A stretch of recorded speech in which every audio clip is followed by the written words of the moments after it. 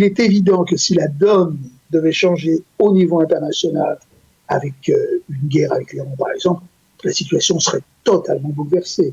On irait forcément vers un gouvernement d'union nationale, comme ça a été le cas en 67, on irait forcément vers une union nationale de toute façon dans la population, et cela aurait des conséquences immédiates. Tous les autres sujets seraient balayés de l'ordre du jour. Nous avons le plaisir d'être en ligne avec Philippe Velilia. Philippe, bonjour, Boker Tov. Bonjour, Boker Tov. Merci d'être avec nous ce matin. Dans la première partie de notre conversation, je voudrais bien entendu que l'on ait votre appréciation sur le développement majeur qui s'est produit hier à la Knesset avec le vote en première lecture des premières clauses de la réforme judiciaire. Et puis dans la seconde partie, on va parler de votre dernier livre qui est intitulé « La gauche a changé ».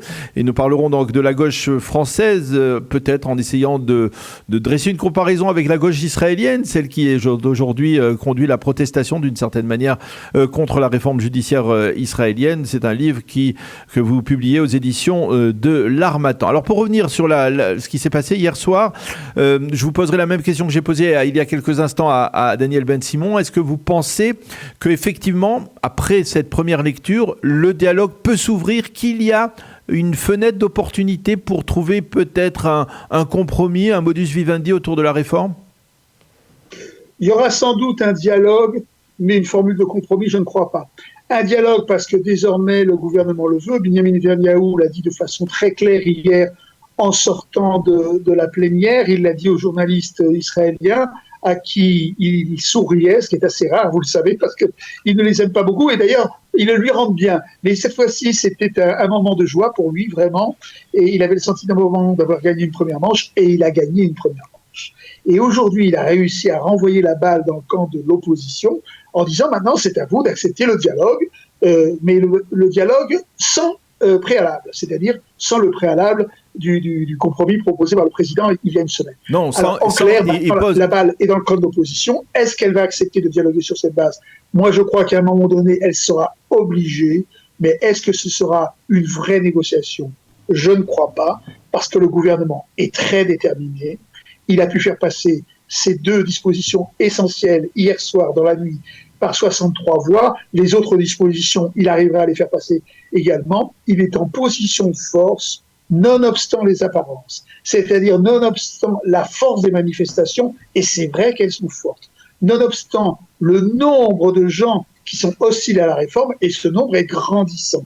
Mais malgré cela, le gouvernement est déterminé, et à mon avis, il fera passer cette loi, enfin toutes les autres dispositions, puisqu'il y en a deux déjà qui sont passées, et il y aura une forme de dialogue informel et à mon avis sans objet. Alors, vous parlez de dialogue possible peut-être avec la gauche israélienne, mais on a du mal à définir qui serait le meneur de cette négociation, de ce dialogue du côté de la gauche, parce qu'il y a plusieurs voix qui sont entendues. On a une voix, on va dire, plus radicale. C'est bien le problème de l'opposition. C'est-à-dire qu'il y a un chef de l'opposition, il y a Yair Lapid, qui préside le plus grand parti de l'opposition, 24 députés, ça n'est pas rien, mais il a un concurrent depuis bien avant les élections, à savoir Benny Gantz, et il en a même un troisième dont on parle peu, mais qui depuis quelques semaines fait de plus en plus entendre sa voix, c'est Avigdor Lieberman. Avigdor Lieberman qui tient un discours très à droite en pensant qu'il va pouvoir contourner le gouvernement par la droite et à partir de là, peut-être avoir un destin national. Donc on est dans cette situation où l'opposition est divisée face à un gouvernement qui est uni, face à une coalition qui est unie. Et il ne s'agit pas de tactique. Il s'agit d'une union sur le fond, une cohérence idéologique qui fait défaut à l'opposition. L'opposition qui n'est pas la gauche. Hein. La gauche, c'est 4 députés aujourd'hui. L'opposition aujourd'hui, c'est le centre, c'est les deux partis du centre. C'est Benny Gantz, c'est Yair Lapid, et puis quelques associés. Mais la gauche ne joue plus de rôle en Israël, ça c'est évident. Qui, à votre avis, Philippe, doit faire montre de responsabilité dans cette situation de tension extrême que l'on voit entre les deux camps ? Est-ce que c'est la coalition parce qu'elle est au pouvoir, ou alors est-ce que c'est l'opposition parce que justement elle peut, en atténuant son opposition, et puis peut-être parvenir à un compromis ? En fait, le gouvernement a tendu la main hier en étant en position de force, donc c'était facile. Moi, je crois que Yair Lapid sera obligé, pour deux raisons. D'abord, pour montrer que c'est lui le vrai chef de l'opposition, et il l'est officiellement, donc il faut également que ça se traduise dans les faits, et puis parce qu'on ne refuse pas un dialogue.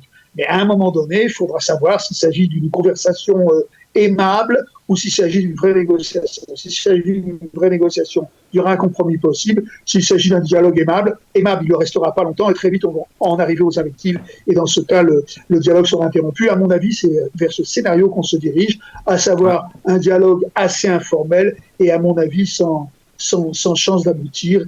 Et l'opposition risque d'y laisser quelques plumes.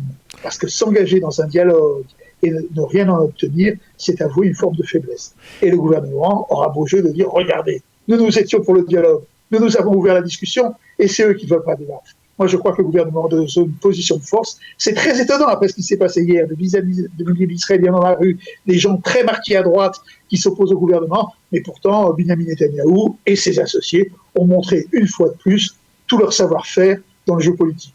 Alors justement, dans ce jeu politique, il y a aussi un acteur dont on a parlé ces dernières semaines, c'est le président de l'État. Vous pensez que le compromis proposé par le président lors de son discours à la nation, là, il y a 10 jours, et peut servir de base véritable, parce que entre nous, nous connaissons bien la vie politique israélienne. S'il y a 1 an ou 2 ans, on avait proposé à Yariv Levin le compromis présenté par le président de l'État, il aurait peut-être signé à toute vitesse sur les changements proposés, qui sont déjà en soi une petite réforme. Oui, bien sûr. Moi, je crois que le compromis proposé par le président avait une chance d'être pris en considération il y a 10 jours, mais aujourd'hui, cette chance est bien moindre, puisque c'est la version du gouvernement qui a été adoptée hier pour 2 dispositions essentielles, et donc le gouvernement sait qu'il peut faire oublier, et d'ailleurs il le dit de façon élégante, il dit dialogue sans préalable, c'est-à-dire sans tenir compte de la proposition présidentielle. Alors, on va essayer d'élargir, de faire une sorte de zoom out, parce que il se passe des choses aussi dans la réalité israélienne, en dehors de la vie politique. Il se passe des choses dans la diplomatie. On a vraiment le sentiment ces derniers jours que Benyamin Netanyahou met tous ses jetons sur une possible normalisation avec l'Arabie Saoudite. Il est prêt à même de facto et commencer à essayer de se montrer plus modéré concernant les implantations, de céder à certaines pressions des Américains. Est-ce que finalement, s'il devait y avoir une normalisation avec l'Arabie Saoudite, cela modifierait totalement les priorités de la réalité israélienne?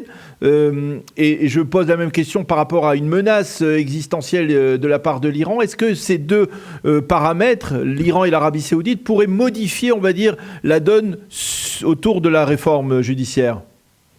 Bon, à mon avis, la réforme judiciaire va être adoptée assez vite. En parallèle, il y a ce que vous venez de rappeler sur la scène internationale. Moi, je crois que si Benyamin Netanyahou arrive à normaliser les relations avec l'Arabie Saoudite, ce sera un succès considérable pour lui. À mon avis, ça n'est pas tout à fait à l'ordre du jour, mais par contre, il a intérêt à calmer les Américains, puisque Israël ne peut pas se passer du soutien des États-Unis. On l'a encore vu il y a 24 heures à l'ONU, lorsque les États-Unis ont réussi à faire en sorte que ce ne soit pas une résolution du Conseil de sécurité, une déclaration de la présidence qui s'exprime. Donc, et ça, c'était sur un détail. Et quand on pense au soutien en matière de défense, Israël ne peut s'en passer. Donc, Israël et Benyamin Netanyahou ont tout intérêt à répondre au moins partiellement aux demandes des Américains. Alors, pour répondre sur le fond à votre question, il est évident que si la donne devait changer au niveau international avec une guerre avec l'Iran, par exemple, la situation serait totalement bouleversée.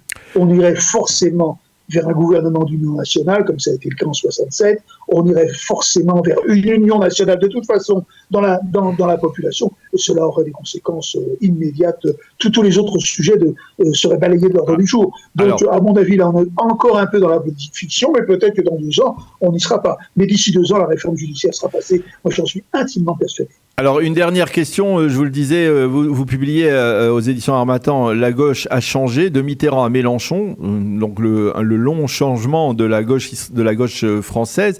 C'est publié à l'Harmattan, ce n'est pas encore disponible en Israël, mais ça sera dans sera dans les librairies françaises dans les jours qui viennent. Dans les jours qui viennent, mais je voudrais justement vous demander si on peut dresser un parallèle entre les changements de la gauche en France et ceux qui sont intervenus dans la gauche, le centre en Israël ces 30 dernières années.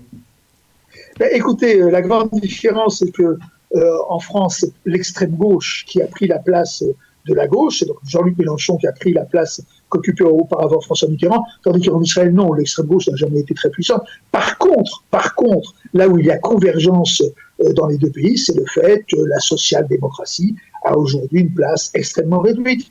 En France, sa candidate a fait 1,75% aux dernières présidentielles il y a moins d'un an, c'était Anne Hidalgo. Et là, à la Knesset, le Parti travailliste est le dernier parti de gauche représenté avec simplement 4 députés. C'est le plus petit groupe parlementaire. Donc c'est ça la véritable convergence qu'on constate à peu près dans tous les pays du monde, à quelques exceptions près, par exemple dans la péninsule ibérique. Au Portugal, le Parti socialiste se porte bien avec un Premier ministre qui fait un très bon travail et qui est donc très populaire. En Espagne, la situation est moins florissante pour le Parti socialiste, mais il était encore au pouvoir avec beaucoup moins de voix qu'auparavant, mais dans tous les pays du monde où la social-démocratie était importante, je pense à l'Allemagne, qui était le berceau de la social-démocratie, et bien le Parti social-démocrate, même s'il a le chancelier, n'est plus du tout ce qu'il était.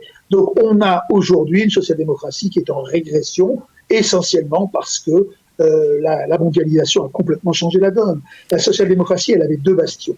Elle avait les classes populaires, c'est-à-dire la classe ouvrière pour l'essentiel, et puis la jeunesse. La classe ouvrière, elle a complètement éclaté. Ça n'est plus une classe ouvrière industrielle, mais une classe ouvrière de service. C'est plus du tout la même.